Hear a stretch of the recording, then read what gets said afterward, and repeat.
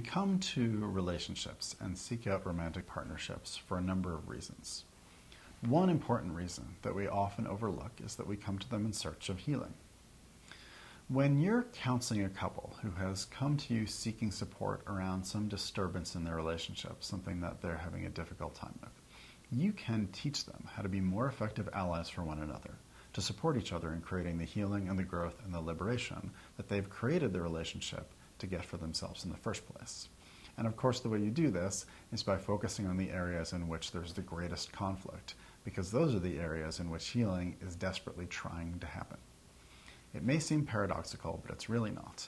Here's how it goes. Even when couples don't come to couples counselors ever, they have still managed to engineer for themselves the perfect environment for healing to take place in. And we have this kind of remarkable, uncanny even, intuitive ability to do that. It's like if you walk into a crowded room at a party, you can find the one person in that room who is the perfect person. If you get close enough to them, they will help you create exactly the circumstances that are most like the ones that are unresolved from your past life. And that's the person that you'll find yourself most inexplicably drawn to and attracted to, ignoring almost everyone else. Why do we do this? I mean, it seems like we're really getting in our own way, but we're not. We do it because we have unresolved things inside of us from things in our past that we really want to heal because they're in our way. And we've got this intelligence operating underneath the surface that's trying to get that stuff resolved and out of the way. And so we figure this out. If I could only find somebody who would love me enough and get me enough and know me well enough so that I would feel safe enough with them, maybe that person could help me resolve these things that are unresolved from my past. Maybe this time around, instead of going the way it went the first time, there'll be somebody with me who can actually help me to heal. And so we find the person that we think can do that. And in order for them to, they've got to be the sort of person who can also help us create the circumstances that need resolving in the first place. So imagine this scenario. This could be any number of scenarios, but we'll pick one example. Man and a woman are in a relationship, and she spends a lot of time getting angry at him because he is not reliable and solid, and she desperately wants him to be, and so she's mad at him a lot. He, on the other hand, often tries to pretend like he's more reliable than he is, and when the ruse doesn't work and she gets mad, he feels terrible about himself because he wishes he could be reliable and yet can't seem to be. And then in the face of her anger, he might shut down and distance himself, which makes him even less available and makes her even angrier, which makes him shut down more, and you've got this cycle in place. In that cycle, you've got two people who are both trying to get help with something unconsciously and unawarely. They're pulling on each other's attention in ways they don't know they're doing. And you can help them figure out what it is that they're both after. Like maybe if he were able to really give her the attention she needed for healing, he would, when she got the angriest, he would just move in closer. He would grab onto her and hold her, and she'd kick and scream and yell at him, and he'd say, "I got you, baby, I'm right here." And he could be the kind of solid, male, loving attention that she never got, that she's been desperately seeking for a long time.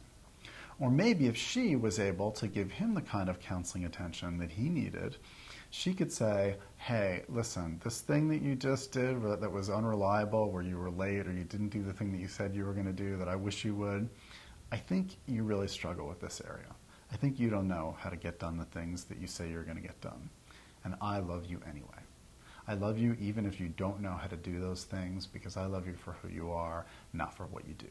And that could be a deeply healing thing for him as a man. And so that would be her starting to give him what he needed. And then he'd relax more, and he'd be able to assess more accurately his capacities, and she could help him learn what he needs to know about how to be more reliable. They can give each other the things that they most need for healing to take place. But it's hard to do this when they're both competing for each other's attention at the same time. They've got to learn to take turns. And you can teach them to do that. You can give them practice doing it when you're with them, so that when you're not with them, they can keep doing it with each other. Even when they're in the middle of a fight, it only takes one person in the couple to temporarily pull their attention out, away from the stuff that they're trying to get help with, in order to give the other person the help that they're unconsciously seeking. It just takes one. And when things are really heated, sometimes a person can only pull their attention out for 5 minutes at a time, and that's fine. You teach them to take turns. You say, I will give you 5 minutes of my attention. You can do whatever you need during that time. I'm going to be your ally and your counselor. And then we'll switch and you give me 5 minutes, and we'll just keep going back and forth because neither of us can handle this for more than 5 minutes. Maybe even that's too much. Maybe what I need during my 5 minutes when I'm counseling you is for you to counsel on anything but me. Because let's be honest, the struggles that we both have completely predate our relationship with each other. This happens with couples. All the things that we're struggling with and our conflicts with each other predate the relationship. So you just have the person spend their time when they're counseling working on everything that the situation reminds them of from their life before the relationship. And that's a lot easier for a person in a relationship to hear than hearing a bunch of blame or disappointment or accusation or anger. So it allows people to learn to give each other the loving attention that they need. And they need to do this with each other because you're just not going to be around them very often, and they're around each other a lot. If you teach them to do this, it gives them the tools that they need to get the thing that they've been seeking the whole time. It's like they found each other across a crowded world, exactly the person they needed to work out unresolved things and actually heal them this time around.